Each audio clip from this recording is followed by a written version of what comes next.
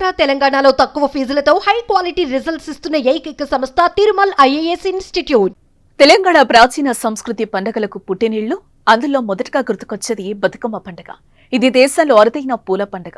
ఏళ్ల క్రితమే మరుగున పడిన ఈ వేడుక రాష్ట్ర ఆవిర్భావం అనంతరం పూర్వ వైభవం సంతరించుకుంది. 9 రోజుల పాటు మహిళలు ఎంతో ఇష్టంగా జరుపుకుంటారు. చోళరాజు అయిన ధర్మాంగదునికి 100 మంది కుమారులు సంతానం. వారంతా యుద్ధంలో మృతి చెందుతారు. చాలా కాలం తర్వాత లక్ష్మీదేవి అనుగ్రహంతో ఓ ఆడపిల్ల పుడుతుంది. ఈ పాపకు బతుకమ్మ అని పేరు పెట్టి నిండు నూరేళ్లు బతకాలని అందరూ ఆశీర్వదిస్తారు. ఆ అమ్మాయే బతుకమ్మగా పూజలు అందుకుంటోంది.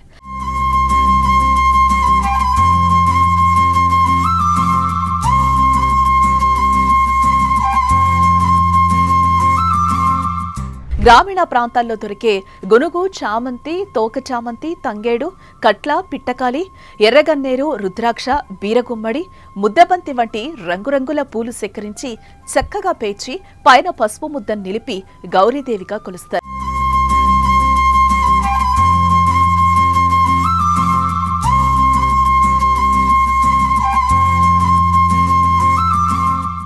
ప్రతిరోజు సాయంత్రం ఆడుకొని చెరువులో నిమజ్జనం చేస్తారు.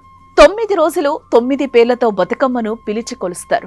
9 రకాల ఫలాలు సమర్పిస్తారు.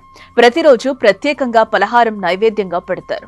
తొలి రోజు ఎంగిలిపూల బతుకమ్మ, రెండో రోజు అటుకులు, మూడో రోజు ముద్దపప్పు, నాలుగో రోజు నానబియ్యం, ఐదో రోజు అట్ల బతుకమ్మను కొలుస్తారు.